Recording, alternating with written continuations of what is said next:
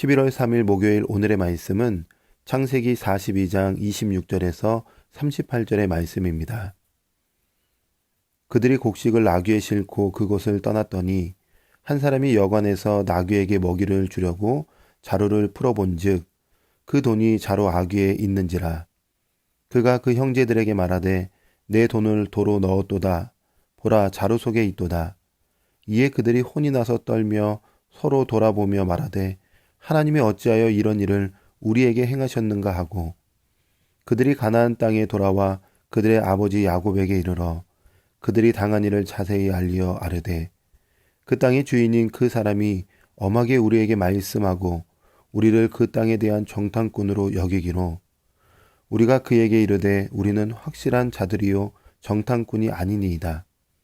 우리는 한 아버지의 아들 12 형제로서 하나는 없어지고 막내는 오늘 우리 아버지와 함께 가나안 땅에 있나이다 하였더니, 그 땅의 주인인 그 사람이 우리에게 이르되 내가 이같이 하여 너희가 확실한 자들임을 알리니 너희 형제 중에 하나를 내게 두고 양식을 가지고 가서 너희 집안의 굶주림을 구하고 너희 막내 아우를 내게로 데려오라. 그러면 너희가 정탐꾼이 아니요 확실한 자들임을 내가 알고 너희 형제를 너희에게 돌리리니 너희가 이 나라에서 무역하리라 하더이다 하고, 각기 자루를 쏟고 본즉 각 사람의 돈뭉치가 그 자루 속에 있는지라. 그들과 그들의 아버지가 돈뭉치를 보고 다 두려워하더니 그들의 아버지 야곱이 그들에게 이르되 너희가 나에게 내 자식들을 잃게 하도다. 요셉도 없어졌고 시므온도 없어졌거늘 베냐민을 또 빼앗아 가고자 하니 이는 다 나를 해롭게 함이로다. 르우벤이 그의 아버지에게 말하여 이르되 내가 그를 아버지께로 데리고 오지 아니하거든 내 두 아들을 죽이소서. 그를 내 손에 맡기소서. 내가 그를 아버지께로 데리고 돌아오리이다. 야곱이 이르되 내 아들은 너희와 함께 데려가지 못하리니 그의 형은 죽고 그만 남았음이라. 만일 너희가 가는 길에서 재난이 그에게 미치면 너희가 내 흰머리를 슬퍼하며 수월로 내려가게 함이 되리라. 아멘. 우리는 계속해서 창세기 말씀을 살펴보고 있습니다. 특별히 요셉과 관련된 말씀을 통하여서 하나님의 섭리를 생각해 볼 수 있습니다. 먼저 하나님의 섭리란 모든 피조물과 그 행위에 대한 하나님의 가장 거룩하고 현명한 그리고 능력 있는 보존과 통치를 말하는 것입니다.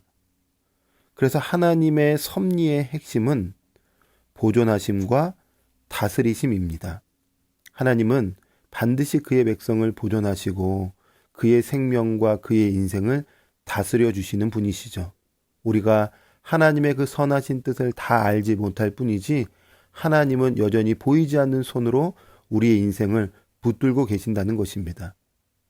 그런 하나님의 섭리의 눈으로 오늘 말씀을 보면 모든 것이 우연이 아니다라는 것을 알 수가 있습니다. 오늘 말씀은 요셉의 형들이자 야곱의 아들들이 애굽에서 곡식을 가지고 집으로 돌아가는 장면의 말씀이죠. 그리고 아버지 야곱을 만난 말씀입니다. 집으로 가는 중에 한 형제가 나귀에게 먹이를 주려고 자루를 열었는데 곡식을 샀던 돈이 그대로 자루 속에 있었던 거예요. 얼마나 당황했을까요? 우연일까? 아니죠. 우연이 아닙니다. 반드시 그 안에는 하나님의 보이지 않는 손, 섭리가 역사하고 있었던 것이죠. 집으로 돌아간 야곱의 아들들은 애굽에서 있었던 일들을 아버지에게 이야기합니다. 자신들이 정탐꾼으로 몰렸던 이야기, 그로 인해 시므온을 두고 올 수밖에 없었던 일들의 이야기. 총리가 꼬치꼬치 물어보는 바람에 막내가 있다고 얘기했고, 그 다음에 올 때에는 반드시 막내 베냐민을 데리고 애굽으로 가야 하는 이야기, 구체적인 이야기를 낱낱이 아버지 야곱에게 다 이야기합니다. 한치 앞을 내다볼 수 없는 그 인생의 여정 속에서 야곱은 아들들의 이야기를 듣고 굉장히 괴로워합니다.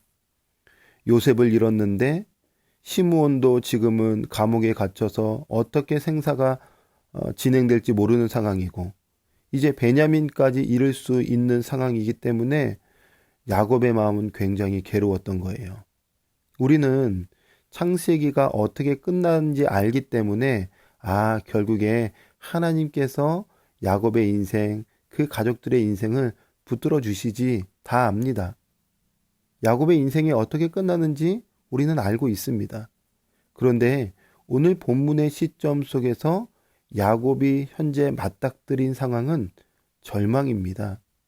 20년 전에 요셉을 잃었던 절망, 시므온이 감옥에 갇혀 있는 절망, 베냐민을 애굽으로 데려가지 않으면 가족이 굶주릴 수 있고 또 베냐민을 보내기는 해야 되는데 잃을 수 있다라는 그 절망, 인생의 굴곡과 절망을 만난 야곱은 현재 시점 속에서는 앞이 캄캄한 거예요. 어두운 거예요. 그런데 하나님의 계획과 섭리는 어떠한가요? 20년 전에 요셉을 잃은 것은 앞으로 하나님의 백성들의 터전을 우리 하나님께서 다 만들어 주시기 위한 놀라운 섭리였던 거죠. 시므온이 감옥에 갇힘으로 형제들이 다시 애굽으로 내려가 요셉과 베냐민이 만날 수 있게 하신 하나님의 섭리. 또 베냐민을 보냄으로 후에 야곱이 죽은 줄만 알았던 요셉을 만나게 되는 계기가 되는 섭리. 후에 이스라엘이 애굽의 그늘 아래에 보호하심 속에 있다가 400년이 지난 후에 이스라엘 민족이 탄생하게 되는 하나님의 거대 계획과 섭리가 담겨져 있는 것이었습니다. 여러분, 이렇게 하나님은 그의 백성을 보존하시고 다스리고 계시는 것입니다.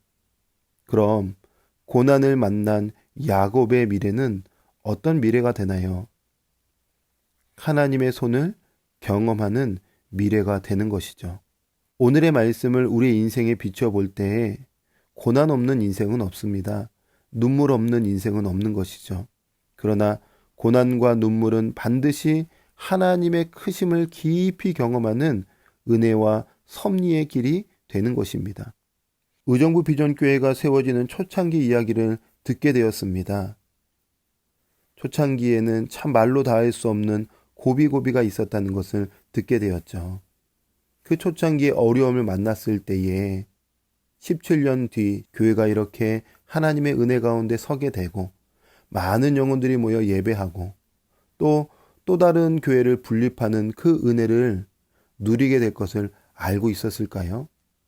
아마 그때는 그저 현재 시점에서 주님 언제까지입니까? 주님 교회의 존립을 어떻게 하시겠습니까? 라고 무릎 꿇으며 그 터널을 지나가는 시점 아니었겠습니까? 그런데 하나님은 섭리하셨고 하나님이 하나님 되심을 교회 가운데 보여주셨습니다.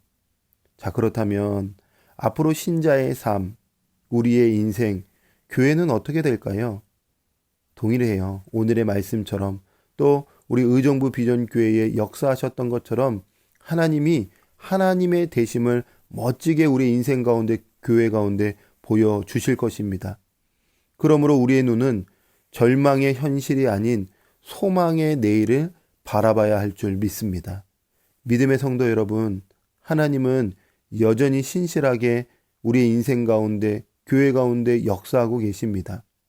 그러므로 우리의 인생도 교회도 세상도 하나님이 붙들고 계심을 믿고 믿음의 눈을 들어 소망 되신 주님만을 바라보며 하나님이 하신다, 하나님이 일하신다, 하나님이 책임져 주신다, 하나님이 보존하고 다스리신다는 것을 굳게 믿고 믿음으로 주님과 동행하며 살아가는 저와 여러분이 되기를 주님의 이름으로 축복합니다. 아멘. 기도하겠습니다. 하나님, 모든 것은 하나님의 손에 있음을 믿습니다. 하나님의 백성을 반드시 보존하시고 다스리시고 통치하시고 선한 길로 인도하시며 하나님의 크신 계획을 이루어 가시는 줄 믿습니다. 그 하나님의 섭리 속에 내 인생이, 우리의 인생이 있는 줄 믿고 오늘도 주님, 소망 되신 주님을 바라보면서 믿음의 길을 온전히 걸어가는 복된 삶이 되게 하여 주시옵소서. 함께 하심에 감사드리며 예수님의 이름으로 기도합니다. 아멘.